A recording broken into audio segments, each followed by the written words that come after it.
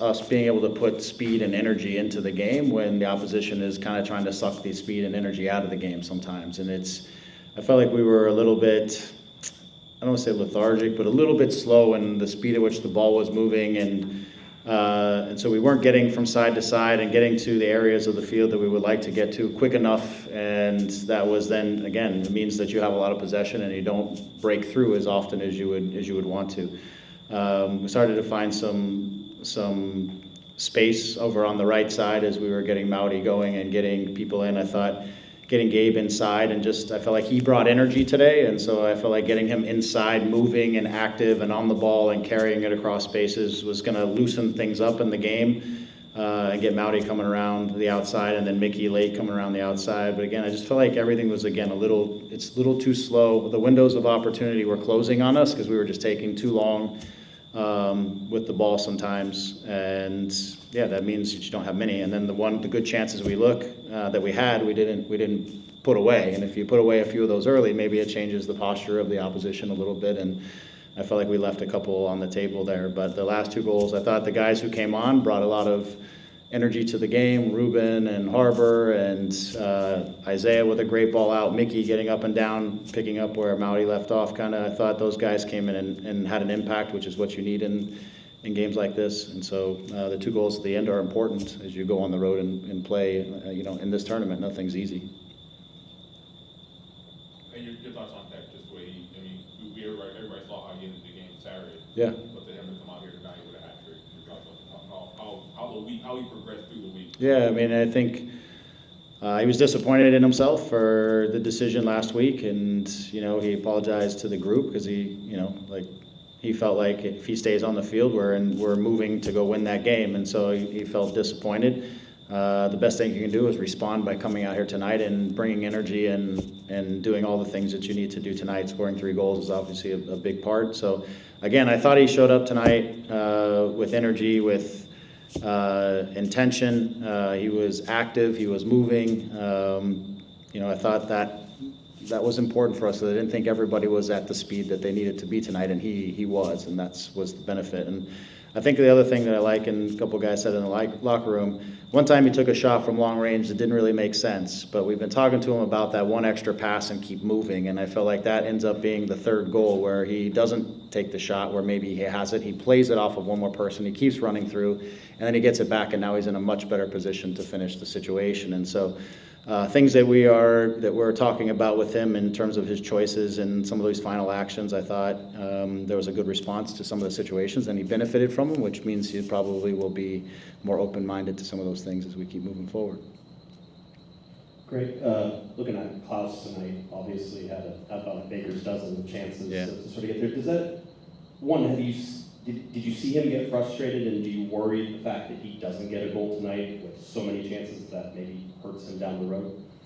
No, I mean, he was disappointed. That was the first thing he said to me, when I saw him after the game. And it's like, but, by the end, the team backed you up. We picked up the goals. And sometimes as strikers, you have those types of games. And like we know, all strikers just have to forget it and move on. And, you're going to get more of those chances, especially on this team. So got to drop it off and just be ready for the next one. So for me, I think he'll wear it tonight because he's disappointed. But I think, by getting into the weekend, I think he'll be hungry and he'll be looking to put some balls in the back of the net. But I think he's been in good form. He's been seeing the ball hit the back of the net. So I think tonight was a little bit uncharacteristic for what we've seen from him in the early part of the season. So.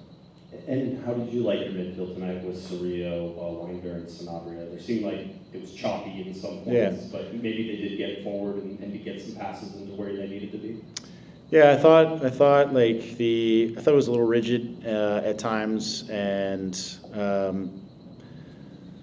again, we were able to keep possession, but can we break the lines? Can we create speed and momentum into the attacks? I felt like, again, we needed to add and build speed into the game, which sometimes means you got to run with the ball and you got to play and move and do things that are going to increase the tempo. And I felt like we had a hard time getting that going and finding space and pockets in the middle. And I think some of it for me, and this is what I said to them at halftime, is the sharpness at which we were moving to get unmarked or to show for each other, and then finding those moments to then play through the lines instead of just settling for the square pass or the back pass or the wide pass. was happening too much. And I think in some of the games, the last two games specifically, we're doing a better job of slipping into the midfield, connecting to the other pivot, then playing through the lines, and then building speed off of it. And we just didn't get any of that really going much tonight. And so, credit to them, and they sat low, and they definitely locked up some spaces on us. But we should still be able to work sharp enough and quick enough, and the ball move fast enough to find those little combinations and not always have to get around the outsides. And tonight, I thought we were not great at that, the central part of it. Right. Couple things. One, just the importance of the 2 late goals going into a road game. And your thoughts on Mount Pleasant, and they're in difficult circumstances. For sure.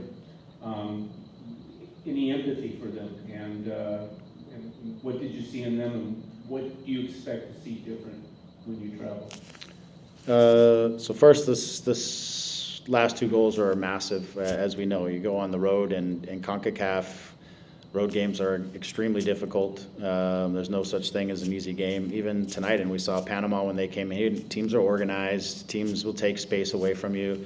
These teams are athletic, and so one-on-one defending is pretty solid in general, and guys are quick in the transition, and they can break out, and there's talented players on the other side. And so you can't take anything for granted, and I think the last 2 goals are just big to be able to go there now. Keeping a 0 is important, because it opens a door for 1 goal for us, makes a big difference if we can get that down there.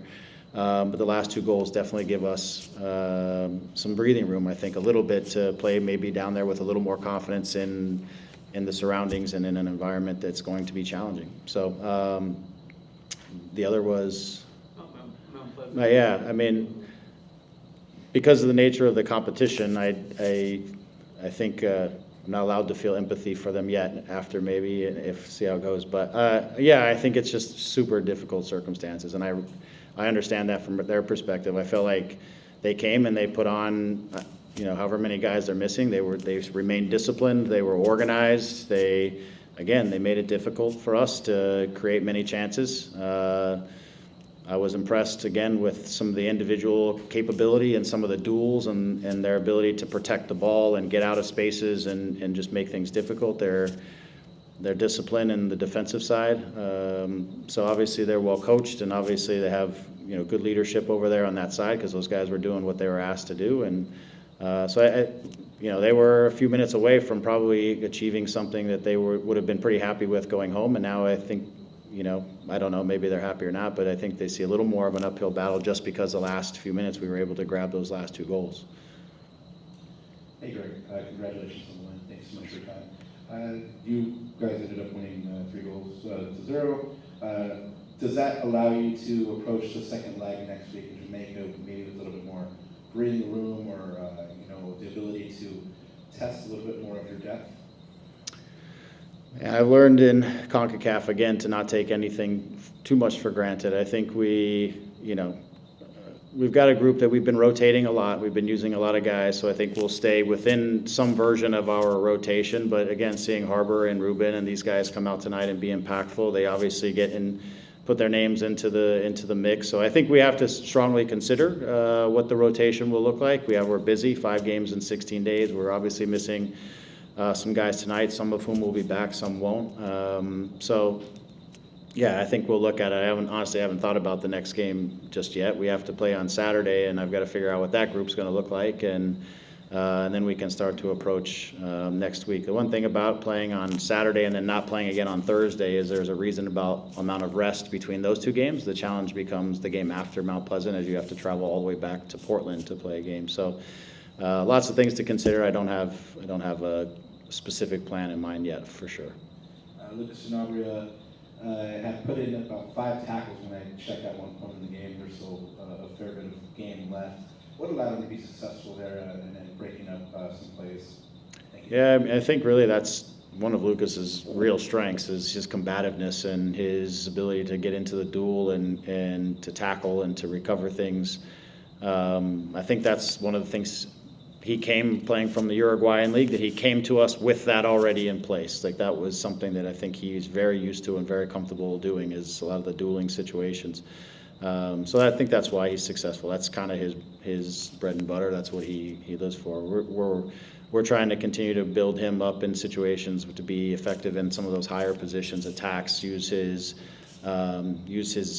willingness to run and sprint and do those things, get some vision for final passes and final actions. He had a decent shot, I think, through the course of the game that got deflected, but I think just continuing to add those, but that to me is like his game. That's the starting point of his game, is that combativeness that he brings.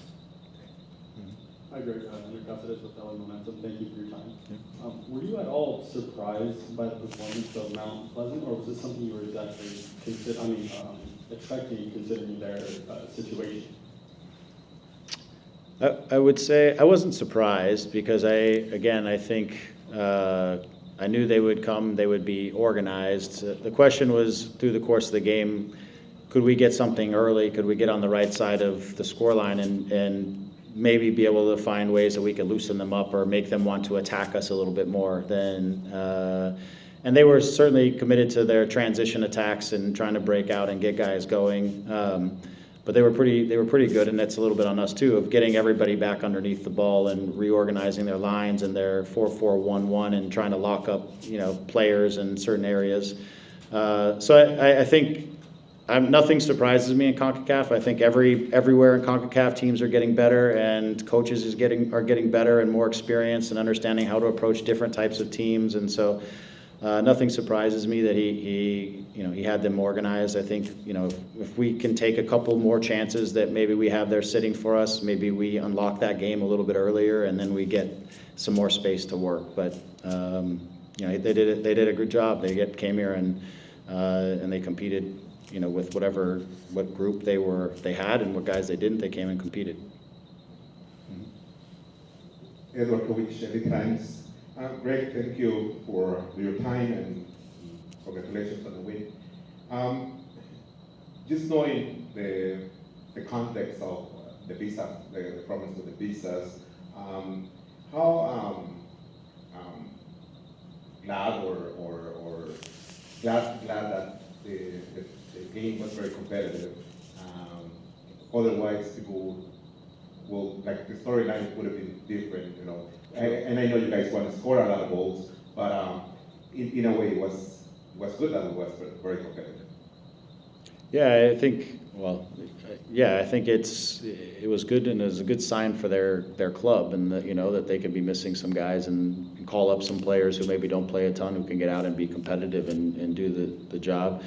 I think we don't want it the league, the Champions Cup, or you see it in CONCACAF and the Gold Cup too. Sometimes teams have these hard times with visas and getting visas, and it's not something that it's not good for the competition. Ultimately, you want teams to be able to bring their best teams to everywhere, and those best teams play against each other. That's the point of Champions League, and so.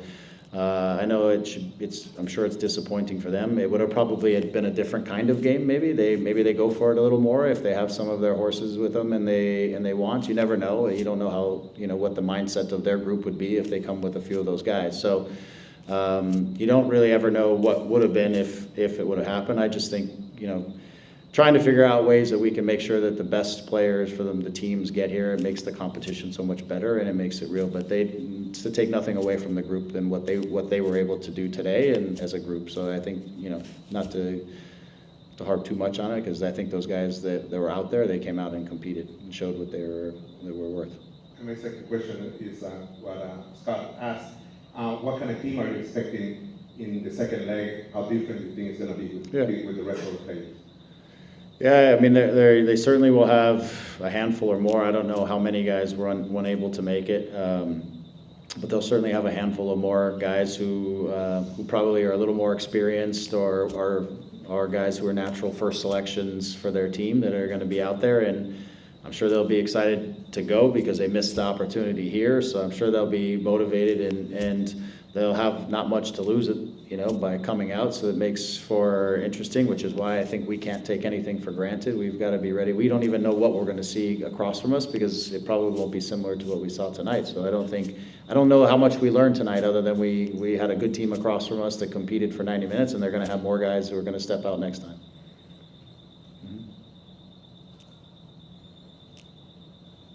All right, and now we will move to the Zoom. We'll take one more question as we have to get Mount Pleasant on their flight. Let's go to Adam. Hello, Coach, can you hear me? Yes. Hello, first of all, just congratulations on the win. Adam with LFB Media Group. On the attacking side, the Brazilian duo of Klaus and Jack up front has just looked dangerous early this year. What have you seen in their chemistry that's helped them create chances and continue to be dominant offensively? Yeah, I think it's kind of coincided here in the last few games when we've been able to get Gabe on the move and Gabe working sometimes from outside inside and Zhao being the strong kind of target post-up player that he's able to be. When Gabe gets moving, he knows he can look into him and at times play off of him and keep moving.